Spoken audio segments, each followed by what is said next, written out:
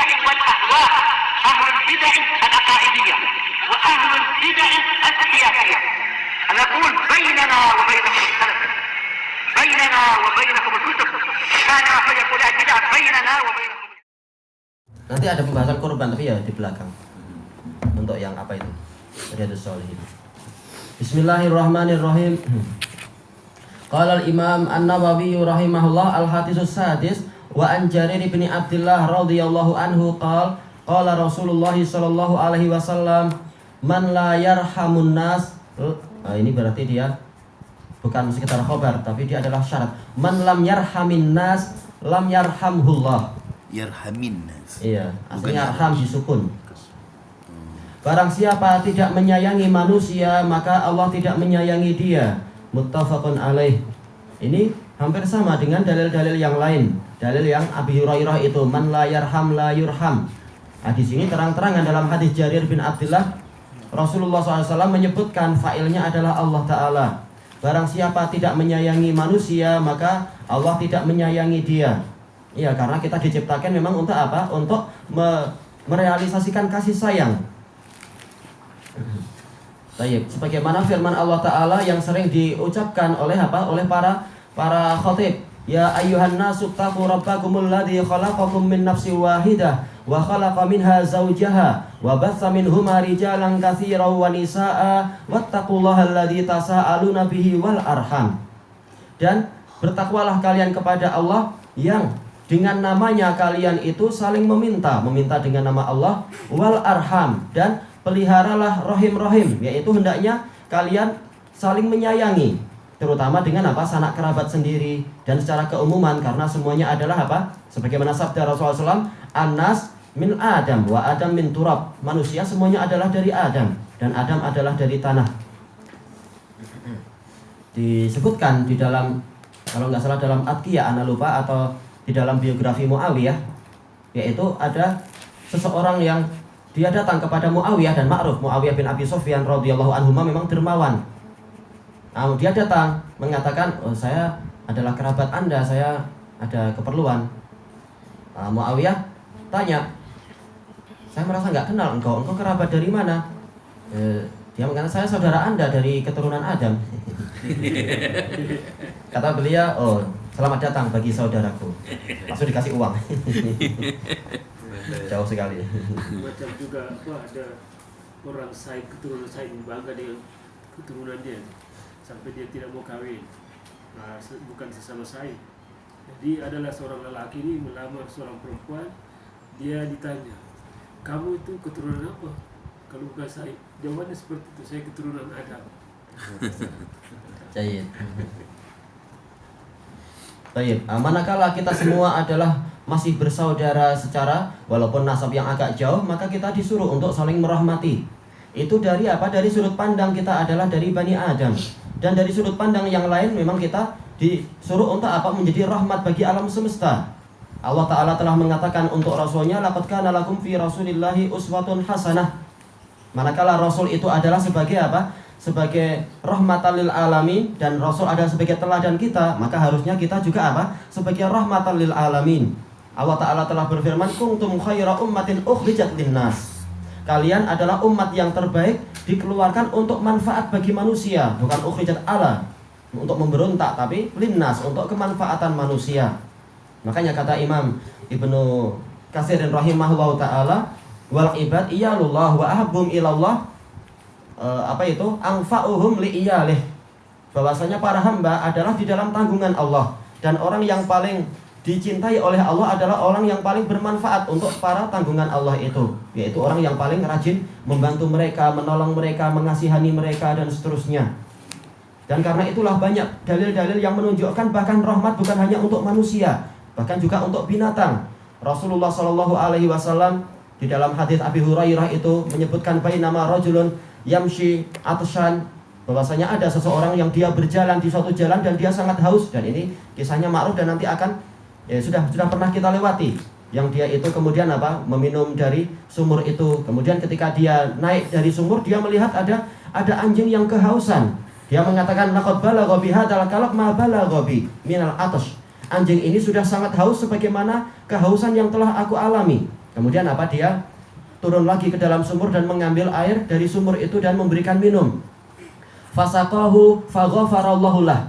Maka kemudian dia memberi minum anjing tadi, kemudian Allah mengampuni dia. Kemudian apa? Kemudian sahabat mengatakan, "Ya Rasulullah, alana fil bahaim min ajar." Wahai Rasulullah, apakah kita mendapatkan pahala karena berbuat baik kepada binatang-binatang? Rasulullah bersabda, "Kullu fi kulli dzati kabidin rutbah ajr." Setiap binatang yang memiliki jantung yang basah, dia akan mendatangkan pahala. Baik. Dan juga apa? Datang salah seorang sahabat, ini di Sahihul Musnad.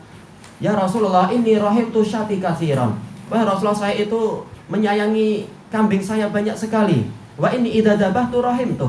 Saya kalau menyembelih kambing saya kasihan sama dia. Rasulullah bersabda, "Asyatu in rahimtaha rahimakallah." Kambing pun kalau engkau sayangi dia, Allah sayang padamu. Ini menunjukkan apa? Rahmat bukan hanya untuk apa? Untuk kerabat sendiri, bukan hanya untuk bangsa sendiri, bahkan untuk seluruh manusia. Bahkan untuk apa? Untuk keumuman alam semesta. Makanya Rasulullah bersabda, "Innallaha katabal ihsan fi kulli syai'." Allah Ta'ala itu mewajibkan kebaikan di dalam segala sesuatu. Fa idza dzabahtum fa ahsinu dzibhah. Kalau kalian menyembelih maka perbagus cara penyembelihannya. Wa idza qataltum fa ahsinul qitlah. Kalau engkau membunuh maka perbagus cara pembunuhannya. Wal yuhidda ahadukum syafratah. Hendaknya salah seorang dari kalian itu menajamkan pisau cukurnya, pisau sembelihannya itu. Wal yurihda bihatah, dan hendaknya dia menenteramkan binatangnya. Maka ketika ada sahabat yang menidurkan kambingnya, kemudian dia injak kaki kambingnya dan dia mengasah pisaunya itu di hadapan kambingnya dan mata kambingnya lihat itu, Rasulullah marah. Rasulullah mengatakan, "Aqatal tahu ani kitlat, apakah engkau membunuh dia dengan sekian banyak pembunuhan? Fahalla haddattahu qablah, kenapa engkau tidak menajamkan pisaumu sebelum ini?" Menunjukkan itu adalah cara yang salah, itu adalah menyakiti. Dengan apa? Diteror semacam itu. Padahal ini adalah kambing, itu pun nggak boleh. Teror mental. Iya, kasihan. Mati berkali-kali itu sebenarnya. Baik. Sementara hadis ini sebagaimana yang sebelum-sebelumnya menunjukkan kaidah apa itu? Al-jaza' min jinsil amal. Bahwasanya balasan itu sesuai dengan jenis amalannya. Man la yarham la yurham. Man la yarhamin nas la yarhamhullah. Barang siapa tidak menyayangi maka dia tidak disayangi. Barang siapa tidak menyayangi manusia maka dia tidak akan disayang oleh Allah Ta'ala. Berarti apa? Manakala ditiadakan seperti ini maka berlaku hukum kebalikannya. Hukum apa? Karena kita tahu sighatul syarat laha mafhum mukhalafah, kata Asy-Shinqiti di dalam apa itu kitab usul fikih beliau, Mudzakkirah fi usulil fikih. Ini adalah pola syarat, man lam yarhamin nas. Menunjukkan apa? Pola syarat. Sementara pola syarat itu memiliki mafhum mukhalafah. Berarti orang yang menyayangi manusia dia akan disayang oleh Allah. Dan dalilnya banyak yang membahas masalah ini. Dan disebutkan dalam kisah-kisah nyata. Dan juga disebutkan oleh Imam Syaukani di dalam Badrut Thaliq fi mahasini ani man kana ba'da al-qarni as-sabiq. Badrut Thaliq ini kitab 2 jilid menyebutkan biografi kebagusan orang-orang yang datang setelah abad yang ke-700. Baik. Sepertinya Anda sudah pernah cerita ya kisah orang yang dia tertimbun di dalam sumur itu. Jadi disebutkan ada seseorang yang dia itu hidupnya tidak terlalu kaya. Dan dia punya kebun, dan kebun itu dia membuat musola di situ. Dan musolanya umum untuk orang-orang yang suka berteduh di situ. Dan setiap petang dia membawa pelita untuk apa? Dan pelita dan juga makanan untuk orang-orang yang berteduh di musola dia. Untuk mereka beribadah di situ, barangkali membaca Al-Qur'an, ada lampu di situ dan juga ada makan malam. Nah, pada suatu hari mereka mengalami kekeringan. Kemudian mereka bertekad, yaitu ayah dan anak-anaknya itu untuk membuat sumur. Ketika mereka menggali sampai di suatu kedalaman, ayahnya ada di bawah, kemudian ayahnya tertimpa oleh reruntuhan itu. Reruntuhan yang betul-betul sudah sangat parah sehingga anaknya putus asa untuk untuk menggali ayahnya. Sudah mereka tutup saja. Jadi ini jadi kuburan ayahnya, sudah pasrah. Setelah kurang lebih sekian tahun kemudian, kalau nggak salah 7 tahun, Ana lupa, mereka betul-betul kekeringan lagi. Dan mereka melihat nggak ada tempat untuk menggali kecuali ini, tempat yang paling mudah dan paling diharapkan ada air. Maka mereka gali-gali, kemudian mereka sampai kepada sebuah batu besar. Kemudian batunya mereka angkat, ternyata di bawahnya ada papan kayu yang besar.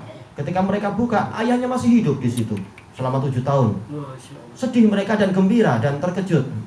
Menyesal seandainya dulu kita coba dulu. Tapi itu takdir dari Allah, ada hikmah di balik itu semua. Maka setelah mereka bawa ke atas dan mereka muliakan ayahnya, mereka tanya, bagaimana ayah masih hidup seperti ini? Apa yang terjadi selama ini? Dia mengatakan, iya, ketika mulai reruntuhan itu menimpa saya, ternyata ada kayu yang besar. Nggak tahu dari mana kayu itu di dalam tanah. Allah abadikan untuk momen yang saat itu. Dijadikan kayu itu yang menghalangi saya dari batu dan tanah sebanyak itu. Nah, kemudian saya mengalami kegelapan dan saya nggak tahu harus berbuat apa. Tetapi saya merasa, setelah sekian lama saya merasa ini adalah waktu jam sekian, ini waktu jam sekian. Sudah terbiasa orang, jam biologinya aktif lagi. Nah, ketika terasa ini adalah menjelang petang, datang pelita itu, nggak tahu dari mana, menerangi suasana.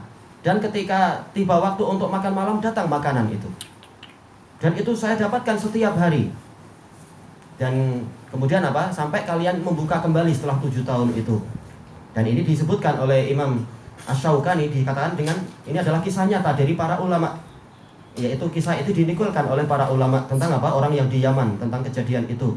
Al-jaza' min jinsil amal. Barang siapa memuliakan hamba Allah, dia juga akan dimuliakan. Barang siapa mengasihi hamba Allah, dia juga akan dikasihi. Dan kisah-kisah banyak terkait dengan masalah ini. Banyak sekali dalam kisah-kisah nyata tentang orang yang berbuat baik dengan ikhlas, dia menyayangi sesuatu dengan baik. Ternyata ketika suasana sangat memerlukan, datang bantuan yang sejenis dengan itu, yang menyebabkan dia ingat, oh ini sama dengan yang saya perbuat dulu dalam bentuk yang lebih indah. Baik, ilahuna wallahu ta'ala a'lam.